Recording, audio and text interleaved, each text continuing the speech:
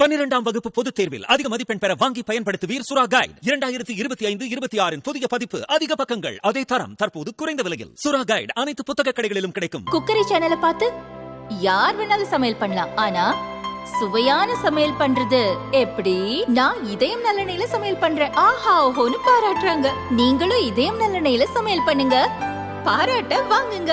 தினம் தோறும் வாங்குவே இதயம். தாம்பரம் மாநகராட்சி பல்லாவரத்தில் பலருக்கு திடீரென வயிற்றுப்போக்கு உபாதைகள் ஏற்பட்டன. மாசடைந்த குடிநீர் குடித்ததுதான் காரணம் என கூறப்படுகிறது.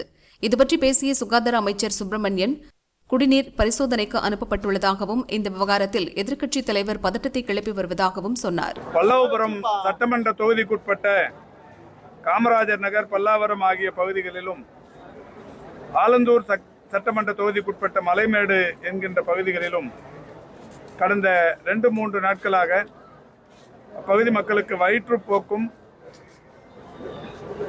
வயிற்றுப்போக்கு அறிகுறிகளுடன் ஒரு 33 பேர் கடந்த 2 நாட்களாக தாம்பரம் அரசு மருத்துவமனைக்கு புறநோயாளிகளாக வந்து சென்று கொண்டிருக்கிறார்கள். இதில் 14 பேர் புறநோயாளிகளாக சிகிச்சை பெற்று வீட்டுக்கு அனுப்பி வைக்கப்பட்டிருக்கிறார்கள். 19 பேர் உள்நோயாளிகளாக அனுமதிக்கப்பட்டு சிகிச்சை பெற்று வருகிறார்கள். ஒரு 3 பேர் ராஜீவ்காந்தி அரசு மருத்துவமனைக்கு ஒருவரும், தனியார் மருத்துவமனைகளில் 2 என்கின்ற வகையில் 3 பேர் வெவ்வேறு மருத்துவமனைகளில் சிகிச்சை பெற்று வருகிறார்கள். இவர்கள் அனைவருக்குமே ஒரே மாதிரியான பாதிப்பு தான் தென்பட்டிருக்கிறது. குறிப்பாக வயிற்றுப்போக்கு. திருவீதி வயது 56, மாங்காடு பகுதியைச் சேர்ந்தவர். உறவினர் வீட்டிற்காக வந்து இங்கே தங்கி இருந்திருக்கிறார் காமராஜர் நகரில்.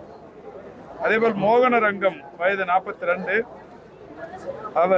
அவரும் இந்த 2 பேரும் இறந்த நிலையிலேயே, பிராட் டெட் என்று சொல்லக்கூடிய வகையில் இறந்த நிலையிலேயே மருத்துவமனைக்கு அழைத்து வரப்பட்டிருக்கிறார்கள். குடிநீரில் ஏதாவது பாதிப்பு இருக்குமா என்கின்ற ஒரு சந்தேகம். அதுவும் கூட அந்த மலைமேடு என்கின்ற ஒரு டிஃபென்ஸ் பகுதியில் இருக்கிற ஒரு குடியிருப்பு, அங்கிருந்து தான் இவர்களுக்கு குடிநீர் வருகிறது. எனவே அது ஏதாவது குடிநீரால் பாதிப்பு இருக்குமா என்கின்ற வகையில் தற்போது அந்த குடிநீரின் மாதிரியை கிங் இன்ஸ்டிடியூட்டின் பரிசோதனைக்காக அனுப்பியிருக்கிறார்கள். பொதுவாக குடிநீர் மாதிரி பரிசோதனை முடிவுகள் என்பது வருவதற்கு 2-3 நாட்கள் ஆகும். ஆனாலும் கூட இந்த பிரச்சனையின் தீவிரத்தன்மையை கருத்தில் கொண்டு மிக விரைவில் அந்த பரிசோதனை முடிவுகளை தர வலியுறுத்தவிருக்கிறோம். அந்த பகுதியை சுற்றி ஒரு 6 இடங்களில் மருத்துவ முகாம்கள் போட்டு மக்களுக்கு அங்கேயே போதுமான மருத்துவ வசதிகளை செய்து கொண்டிருக்கிறார்கள். நம்முடைய எதிர்க்கட்சியின் தலைவர் பொதுவாகவே எந்த விஷயத்தை எடுத்தாலும் பதட்டத்தை ஏற்படுத்துகிற வகையிலேயே செய்திகளை சொல்வதும், தொடர்ந்து பதட்ட சூழலை உருவாக்குவது மாதிரியான செய்திகளை பதிவிடுவதுமே வாடிக்கையாக கொண்டிருக்கிறார். அந்த வகையில் தற்போது கூட இந்த மருத்துவமனையில் 30 பேர் அனுமதிக்கப்பட்டிருப்பதாகவும் 3 பேர் இறந்திருக்கிறார்கள் என்கின்ற செய்தியும் சொல்லியிருக்கிறார்.